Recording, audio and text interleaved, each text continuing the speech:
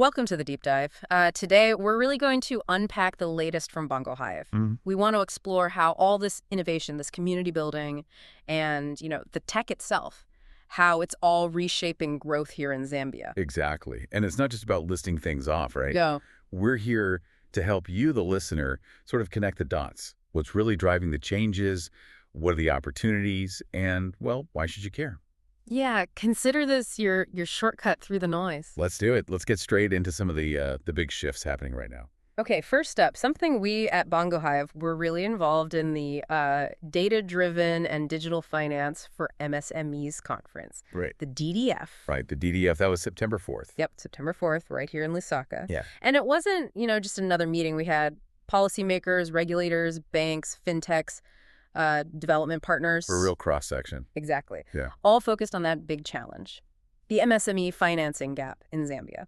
And what's so interesting there, I think, is how organizations like DataFin and, well, us as partners are pushing for a shift. A shift how? Well, away from just looking at traditional collateral like property, which so many informal businesses just don't have. Right. Towards using alternative data. Think mobile money records, utility bills, maybe even, consistent social media activity for a small vendor. So using data points that were maybe ignored before. Precisely. It's about unlocking inclusive growth, giving access to capital for potentially millions who were previously shut out. This is, I think, just the start of reimagining MSME finance. Huge potential. Okay, but what's the biggest hurdle then? If it's not just about the money itself, what stops this data-driven approach from, taking off everywhere immediately? Is it tech? Is it skills? That's a really key question. Capital is always part of it, sure. But I'd say two big things. First, building trust and digital literacy among MSME owners. Many are still very cash-focused, maybe hesitant about sharing digital info. Makes sense. And second, the financial institutions themselves. They need to innovate their own processes, their risk models. That takes investment in new tech, new analytics, and frankly, a bit of a cultural change internally to really trust this alternative data. Right. It's a two-way street. You need the businesses ready and the institutions ready. Exactly. The conference really highlighted that those are the next big steps. Okay. And this whole digital transformation push, it's not just in finance, is it? No, not at all. We saw it in manufacturing, too. We were involved in the 15th Zambia Association of Manufacturers Conference and the Proudly Zambian Expo. Ah, yes, at Manda Hill, September 5th and 6th. That's the one. Right. We were there as BongoHive Consult, both sponsoring and exhibiting, really showing how businesses can use tech, use data analytics, even AI. To do what specifically? To improve efficiency, become more competitive regionally, and crucially, unlock opportunities under AFCFTA. Our colleague Roy Mutandango was explaining how we co-create those solutions. And connecting that to the bigger picture. It really underscores this national, even regional shift, doesn't it? How so? Well, FCFTA means Zambian companies aren't just competing locally anymore. They're up against businesses across the continent. Right.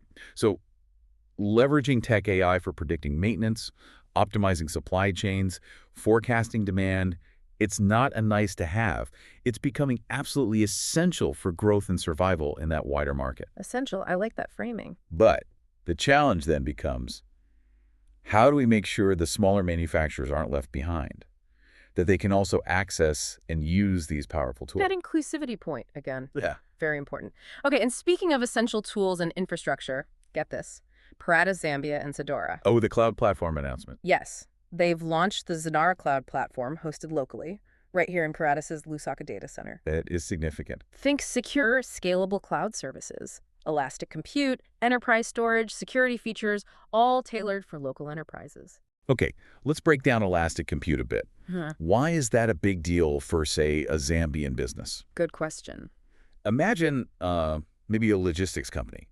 They have huge peaks during harvest season, right? Yeah. Instead of buying tons of servers they don't need most of the year, Elastic means they can instantly ramp up their computing power just for those busy months, pay for what they use, and then scale right back down. So it adapts, saves costs, makes them more agile. Exactly. It's a game changer for efficiency. So beyond the cost savings and the agility, what does having this kind of world-class pay-as-you-go cloud locally mean for Zambia's digital journey?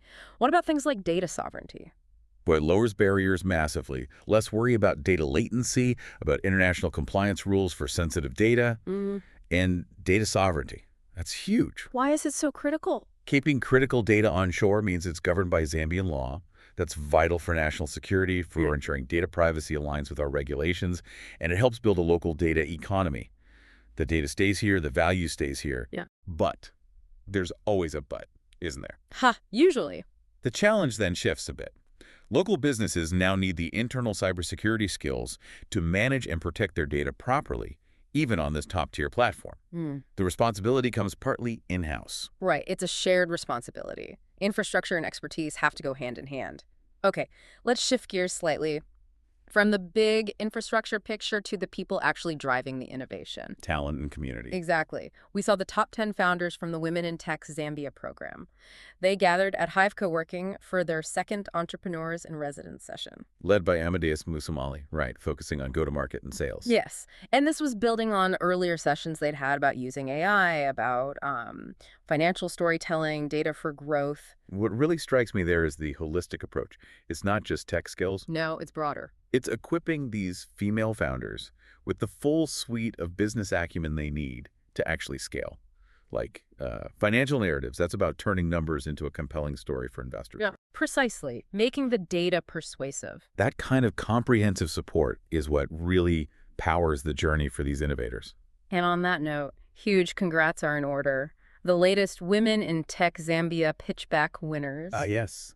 Who were they? Nomsa Ngoma of Tayeni Mobility. She really nailed the financial narratives aspect.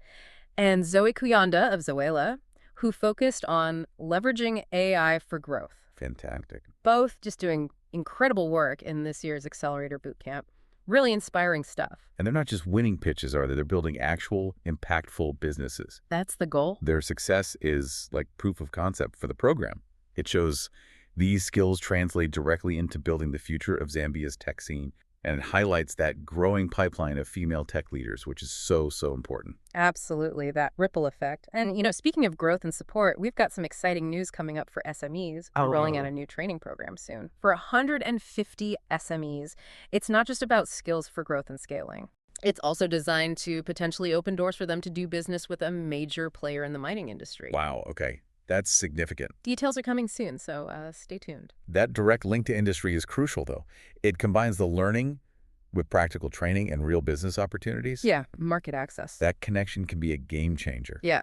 It lets SMEs apply what they learn immediately, maybe secure contracts.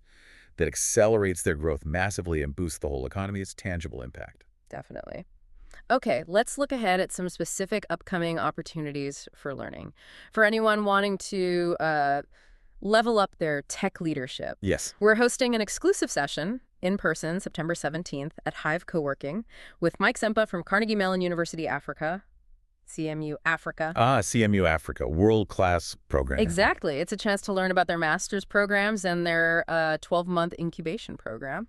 That's a fantastic pathway. Getting that level of education and incubation right here in Africa, it's incredibly valuable for building that next generation of innovators and leaders on the continent. Keeps the talent local. Yes, and the incubation part means ideas get nurtured into businesses from day one. Very powerful. Okay, another important upcoming event we're partnering on, a pre-conference symposium, October 14th. Okay, topic. Cybersecurity and AI in Africa's pharmaceutical and health industry.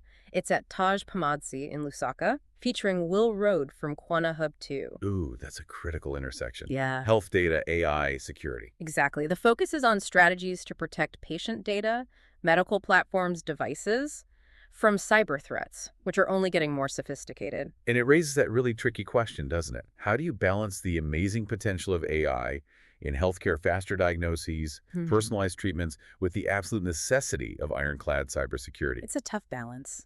Because as digital health grows, the attack surface just expands, protecting patient confidentiality, ensuring medical devices aren't hacked. It's paramount. This symposium sounds like a vital conversation. Addressing it head on, yeah.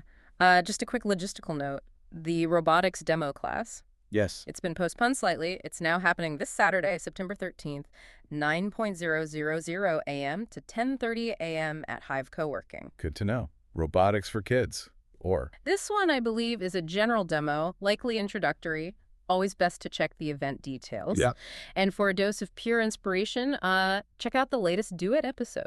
Do It. Who's featured? Our own Mwaka Souza chatted with cinematographer Gio Musiwa. Incredible story. Oh, yeah? He talked about his journey from music and dance, how he focuses on the story over the gear, how he actually used imposter syndrome as fuel for growth. Imposter syndrome into fuel. That's interesting. Yeah, and he shared insights from big projects like SharePoint in 7, Zambia's first NPR Tiny Desk performance. Really fascinating stuff. Gio's story sounds like a great reminder for, well, for anyone creating anything, really. How so? That growth often comes from pushing past that self-doubt, prioritizing the message, the narrative, not just obsessing over having the perfect tools. Yeah. It's relatable, right? Reframing that imposter syndrome. That's a skill in itself. Definitely a valuable takeaway. And, speaking of making things accessible and convenient, Yes. we've actually applied some cool tech to the very newsletter all this information comes from. Oh. We're using Google's AI voice technology to create an audio version, like this deep dive. So people can listen instead of read. Exactly. Navigating Lusaka traffic, multitasking, or just prefer listening. You can tune in hands-free. That's a really neat practical use of AI, making information fit people's lives better. Mm-hmm. It reflects that broader trend, doesn't it?